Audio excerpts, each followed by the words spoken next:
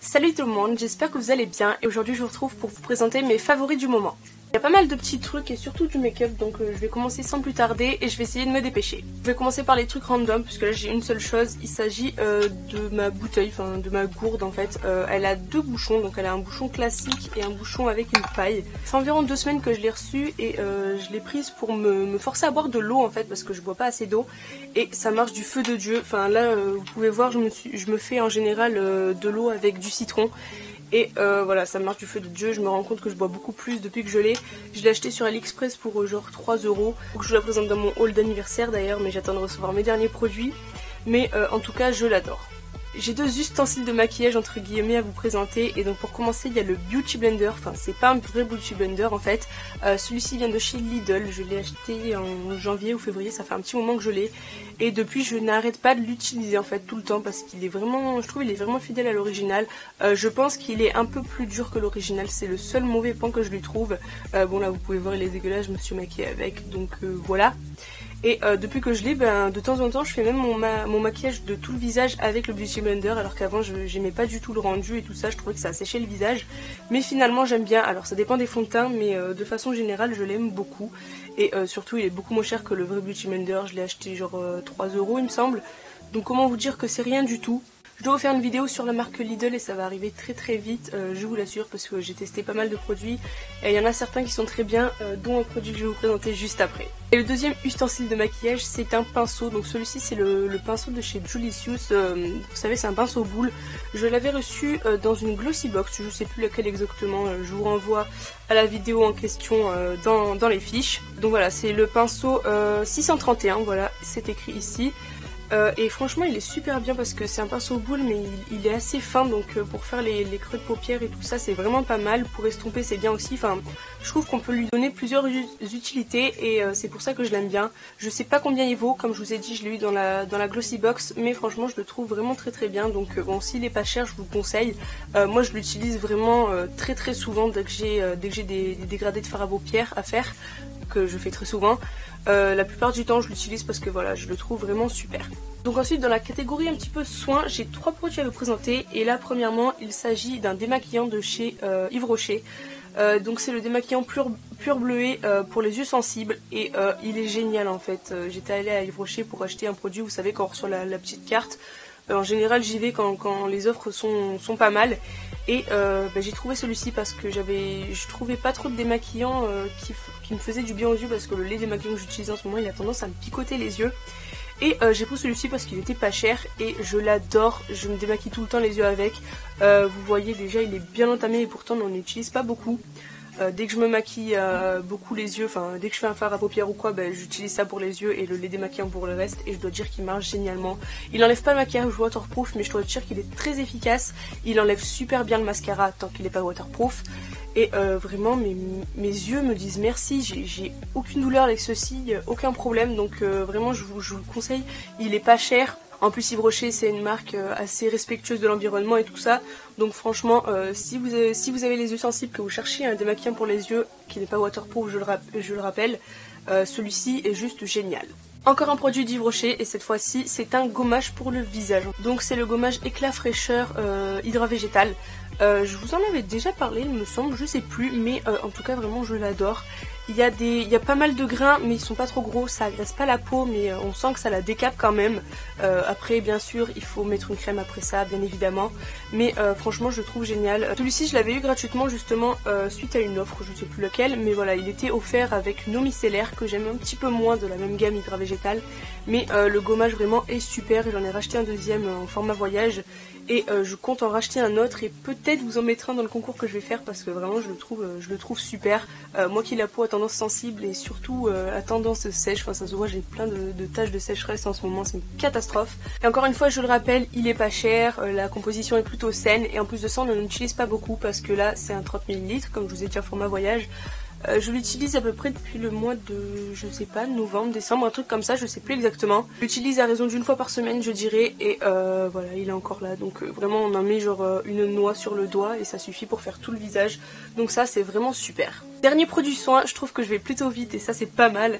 Il s'agit d'un stylo pour les cuticules, en fait c'est de l'huile mais sous forme de stylo pour nourrir les cuticules de chez ELF. Alors celui-ci ça fait un moment que je l'ai, je vous l'avais présenté dans ma revue sur la marque ELF. Et en fait pendant un très long moment je l'ai perdu, je le trouvais plus, j'étais dégoûtée.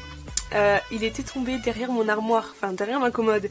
Et l'autre jour j'ai fait tomber un crayon à lèvres en voulant le ranger dans le pot, je l'ai raté et il est tombé.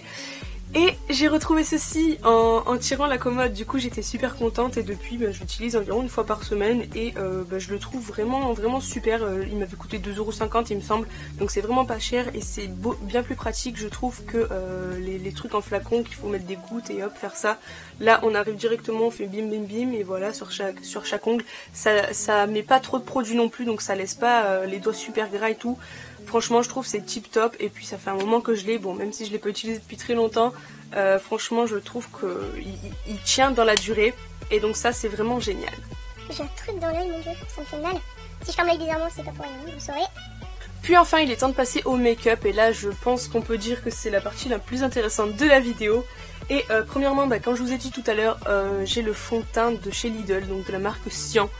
Je le trouve génial en fait, enfin pour le prix qu'il coûte, il coûte 2 ou 3€, je trouve qu'il fait parfaitement son job, enfin il a rien à envier à d'autres fonds de teint beaucoup plus chers. Il a une couvrance je dirais modulable, enfin légère à moyenne.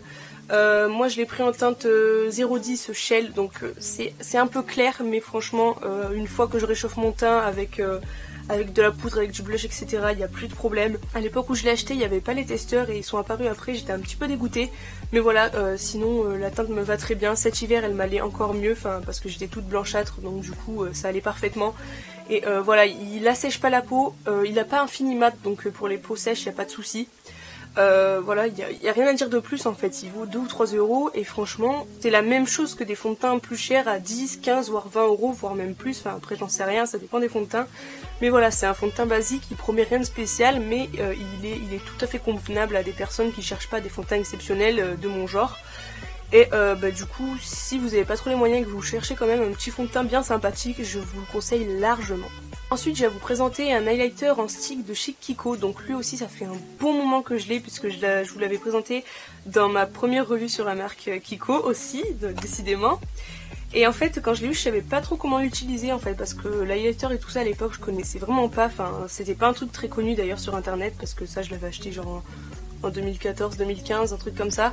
Mais voilà, en tout cas c'était pas très connu et moi je connaissais encore moins et j'ai mis du temps à m'y mettre. Mais voilà, je m'y suis mise en novembre, un truc comme ça, et depuis je l'utilise super souvent. C'est celui que je porte sur moi. Donc là j'en ai pas mis beaucoup aujourd'hui parce que j'avais pas envie de trop d'highlight. Ce que j'aime c'est qu'il est vraiment modulable, enfin on fait ça, hop, on fait un petit angle et puis après il suffit de venir estomper avec un pinceau. Moi j'utilise un pinceau de chez ELF d'ailleurs. Et vraiment je le trouve génial, la couleur est très jolie, enfin je trouve que c'est un truc un petit peu universel.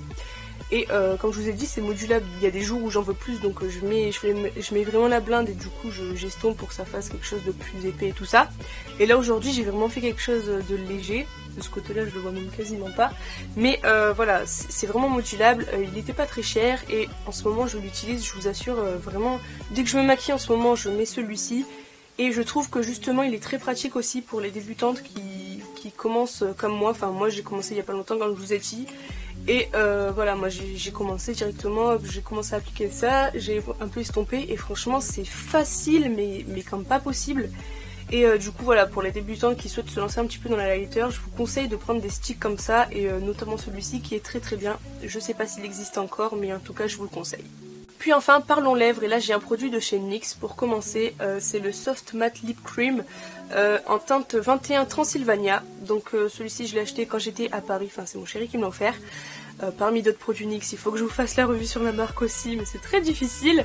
Je l'adore tout simplement, il est vraiment super, la texture est très légère sur les lèvres, on ne le sent pas tant que ça, il assèche pas les lèvres je trouve par rapport à d'autres produits, notamment des produits NYX qui m'ont un petit peu plus déçu.